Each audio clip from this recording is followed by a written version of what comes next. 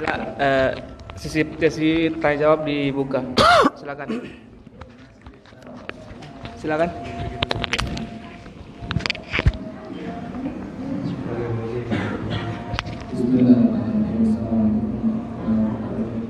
Waalaikumsalam.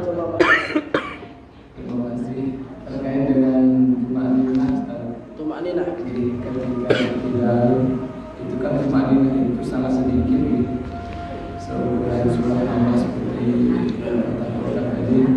Kemudian tadi sempat Ustaz contohkan bagaimana iktidal ketika dan tumakninahnya sampai Allah. Kemudian menundukkan tangan dan membaca Nah, ketika waktu yang sedikit itu ada orang sholat menggerakkan tangannya, entah dia menggaruk, entah dia apa namanya, Garuk-garuk, kemudian entah dia merapikan jenggotnya, bahkan ada yang ketika tumakninah itu jadi tin matanya. ya macam-macam. Dan ada yang ketika iktidal itu sami Allahu liman hamidah, posisi tangannya itu tidak menjulur ke bawah tapi seperti orang berdoa tadi. Rabbana walakal hamdu. Apakah itu sudah tergolong tumakninah atau belum? Ada lagi? Terima kasih. Silakan Iya. lagi. Silakan. Operator. Waalaikumsalam.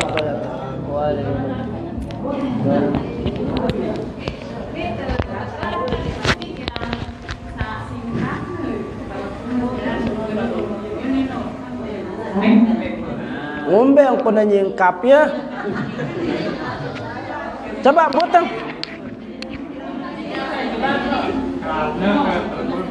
Oh iya. Saya genit. Oh kerap. Oh ya betul. Oke. Satu lagi. Ayo. Nanya jarah, silakan. Aida, tumben apa ketuaan ini? Sila. Waalaikumsalam warahmatullahi wabarakatuh. Bejanggal yang mana sih? Apa? Bejanggal pas waktu numben apa bejanggal?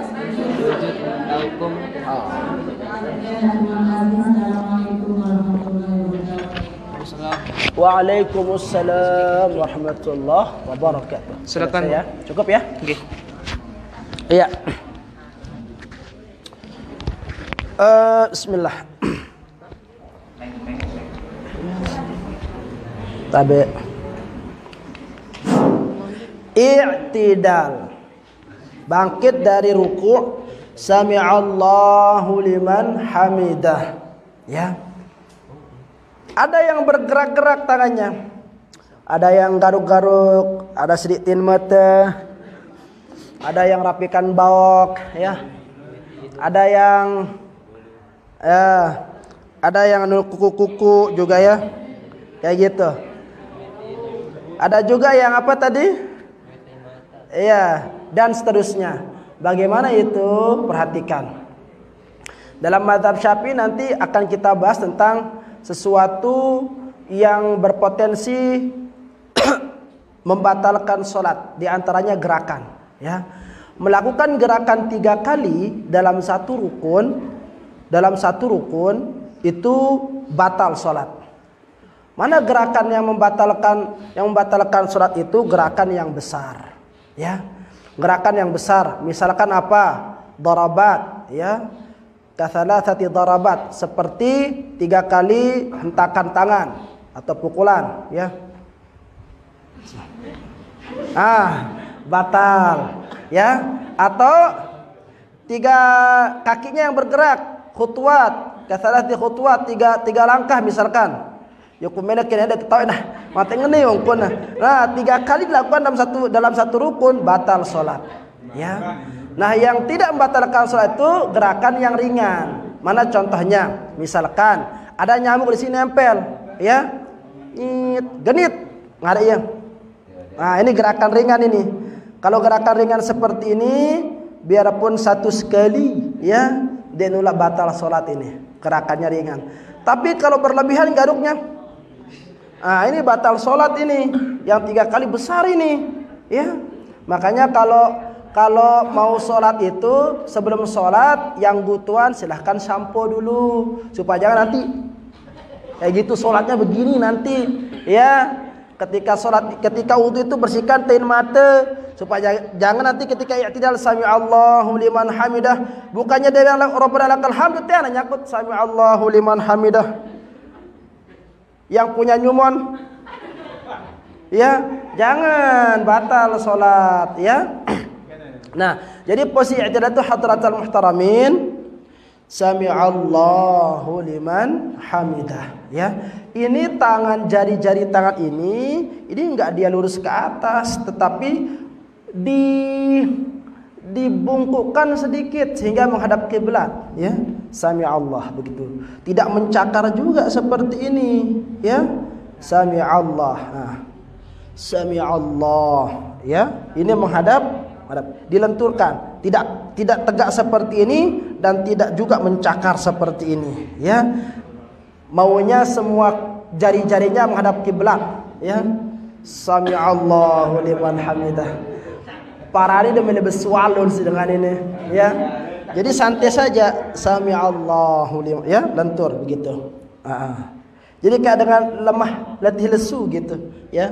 Jangan juga tapi seperti ini ya. Jangan. Jadi ya begitu ya. Nah, ini dia gerakan i'tidal. Adapun yang sami Allahu liman hamidah, nah ini belum tiang temukan ini dasarnya dari mana gitu yang begini itu ya.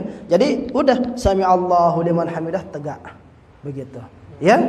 Tegak, siap-siap mengambil posisi sujud. Ini jadi tumayyahnya di sini. Rabbana lakal hamd. Sudah. Terus ambil posisi sujud seperti itu. Faham? Nah, pertanyaan yang kedua, nyambung ke pertanyaan yang ketiga.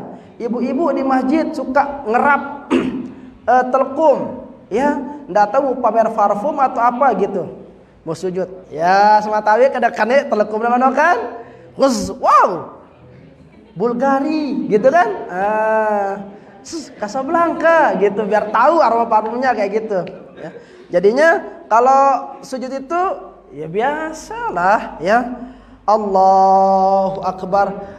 Cuman nanti itu khawatirnya mungkin ibu sehingga dia main kerap-kerap kayak gitu agar jangan telapak tangannya ini bertumpu pada telekumnya ya. Tetapi jangan berlebihan juga. Nanti kalau berlebihan tersingkap seperti ini, penggitan lengan tangan yang mulus, yang cantik ya, itu batal sholat. Karena aurat ini, ya, aurat dari sini ke sini ini aurat ini. Bro praktekan itu, kesingkap dia, kelihatan, nampak. Ketika nampak, batal sholat, aurat, disengaja itu. Kecuali kalau tidak disengaja, misalkan posisi sujud, ya, datang puting beliung lekan mudi, wus gitu, terbang, kesingkap. Gara-gara puting beliung tadi itu langsung tutup ya, tidak batal sholat. Tetapi kalau dengan sengaja menyingkap aurat, ya ini batal sholat ya, batal sholat. Apalagi ibu-ibu misalkan mau sujud kekes dulu nah, batal sholat kelihatan itu ya. Jadi kalau ngerap itu nggak apa-apa lah ya, nggak apa-apa diangkat, tetapi jangan sampai memperlihatkan aurat. Jadi tinggal diperbaiki saja cara ngangkat itunya itu ya. Allahu Akbar ya. Nah, kenapa? Karena kalau telekomnya itu nanti menempel menjadi alas telapak tangannya. Nah, setiap benda yang ikut bergerak sesuai dengan gerakan kita, maka itu terhitung sebagai anggota tubuh. Maka apa? Tidak sah. Ya, jadi yang betul-betul menjadi tempat menempelnya telapak tangan, kedua lutut, kedua ujung kaki inilah tempat sujud, begitu. Ya, dan kalau sujud itu ya yang biasa-biasa lah.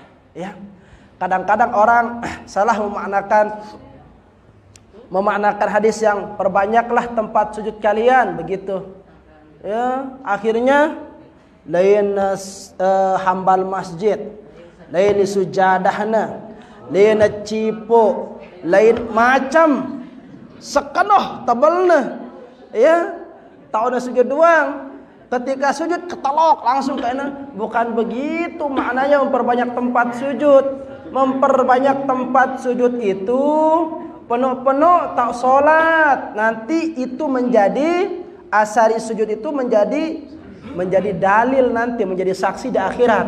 Ya, misalkan di ujung sana itu nanti datang pada di kiamat jadi saksi bahwa aku dulu digunakan untuk sujud di sana begitu. Bukan lapis otaknya yang dipertebal ya. Jadi tempat sujud kita itu yang diperbanyak seperti itu. Nah, jadi udah ya, tiga-tiganya udah terjawab. Wallahu taala ala wa alam. Dan sosmed ada? Ada. Silakan.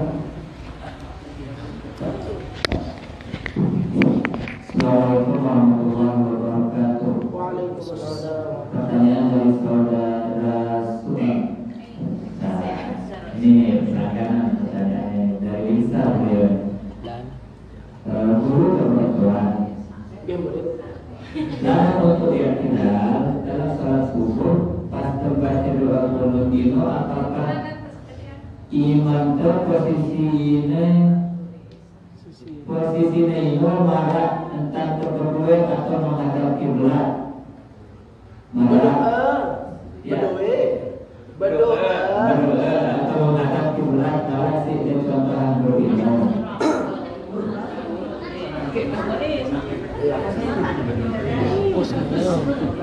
Itu saja. Oh, yang tadi dihapus ya. Ada yang pertama, memang sudah nggak ada, mungkin sudah dihapus. Jadi mungkin ini pertanyaan saya ulang sekali lagi. Guru kedua, dalam waktu kita dalam sholat subuh pas terbaca doa qunut itu, apakah imam atau posisinya itu malah entah berdoa atau menghadap kiblat malah tidak tentang itu? Jadi nanti ada pembahasan khusus ya terkait. Iya, ada pembahasan khusus terkait dengan sunat-sunat hayat ab'ad itu nanti ya. Di antaranya adalah kunut. Ya, kan kunut itu doa kunut gitu, bukan i'tidal kunut ya. Jadi i'tidalnya gerakan i'tidal, doanya gerakan doa. Kalau i'tidal itu kita dalam keadaan sholat, jadi semua anggota tubuh kita menghadap Ka'bah, karena kiblat sholat itu adalah Ka'bah ya. Sami'allahu liman hamidah. Nah, kalau berdoa, kiblat doa itu apa? Langit, kiblat doa. Makanya kita menghadap ke atas. Ini kiblat doa ya, menghadap ke atas. Jadi kalau baca doa kunut itu ya seperti dengan berdoa ya, kiblatnya ke atas gitu. Wajah kita menghadap ke Ka'bah. Allahumma hdina fi man hadait. Nanti kita bahas nanti secara detail terkait dengan kunut ya. Jadi bukan begini, Allahumma hdina fi man hadait, tidak, tetapi kiblat doa kita pakai menghadap ke atas, kemudian seperti itu ya. Paham nggih? Sila baca.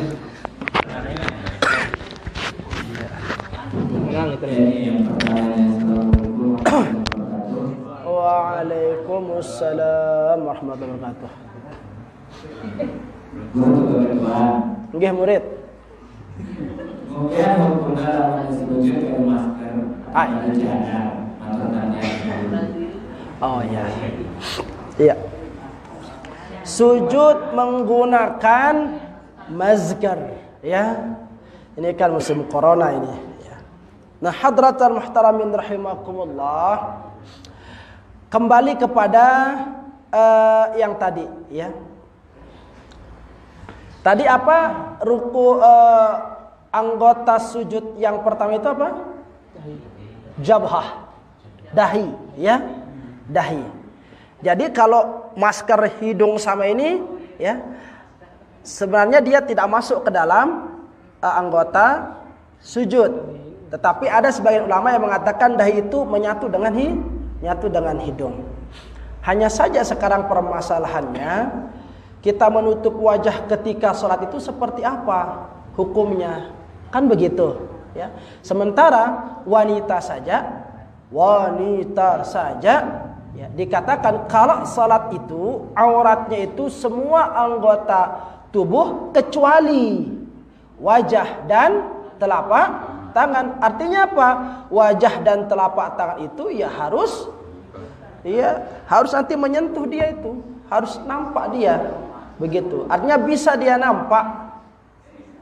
Ya. Nah, bagi perempuan bagaimana hukumnya menggunakan cadar? Perhatikan di sini ada dua pendapat ulama. Bagi perempuan, kalau sholat menggunakan cadar, ada dua pendapat ulama. Ada satu yang sebagian yang mengatakan cadar harus dibuka.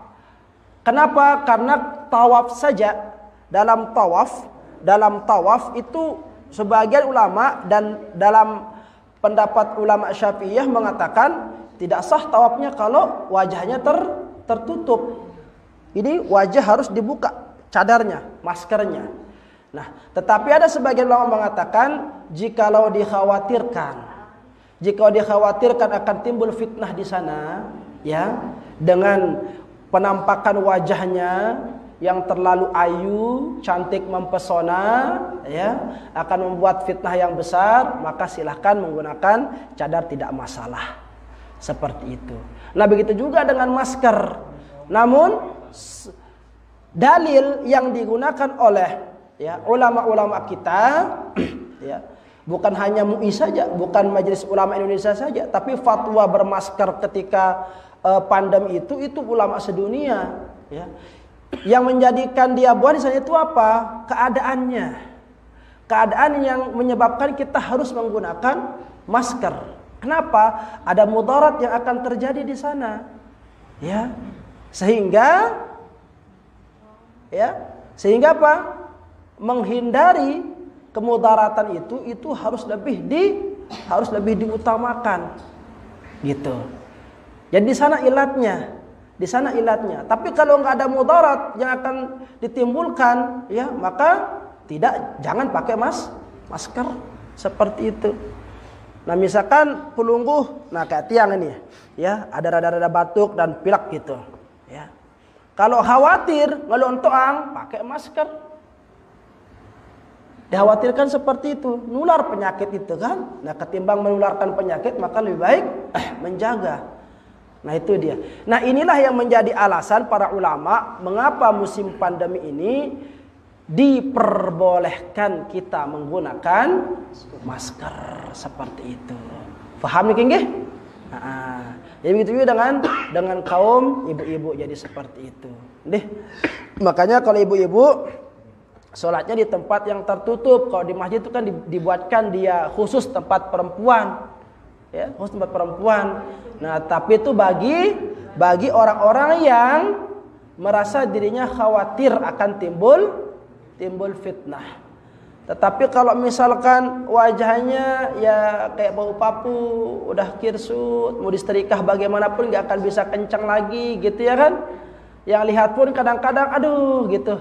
Bukannya malah muncul syahwat, yang ada juga lemah syahwat, begitu ya. Nah, maka dalam posisi seperti itu, ya silakan ibu-ibu bau papu, ya, sholat seperti biasa saja, seperti itu. Nggih, wallahu taala. Kami ucapkan kepada Pak Mualim. Sebelum kita tutup acara pada malam hari ini, mari kita sama-sama membaca doa Nabi Ilyas yang akan langsung dipandu oleh Muhammad Tazwin. Keperannya dipersilakan.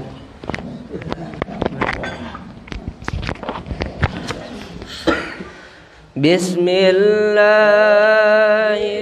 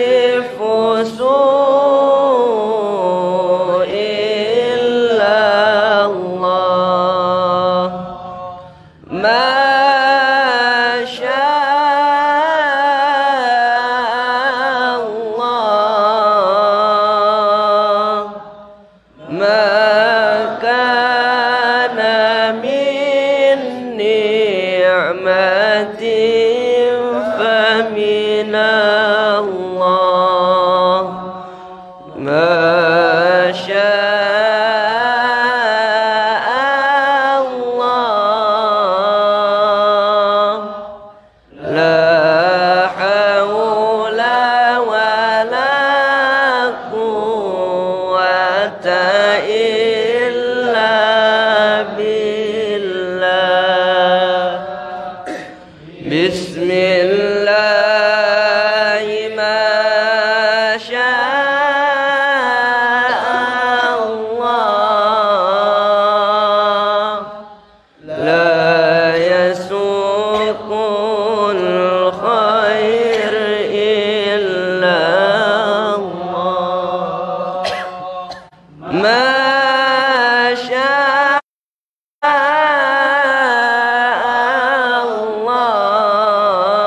الله لا يصرف سوء إلا الله ما شاء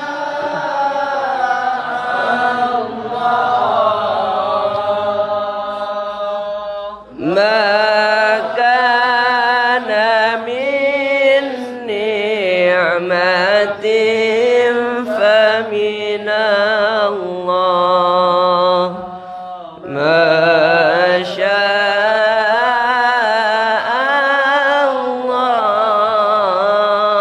الله لا حول ولا قوة إلا بالله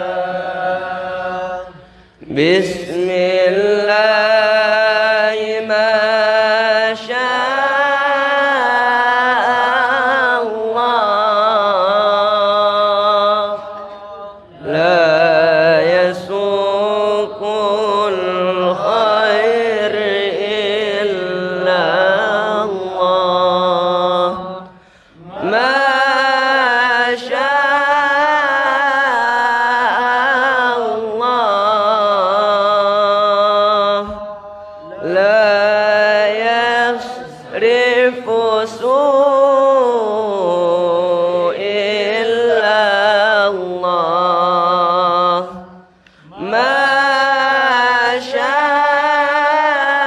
شاء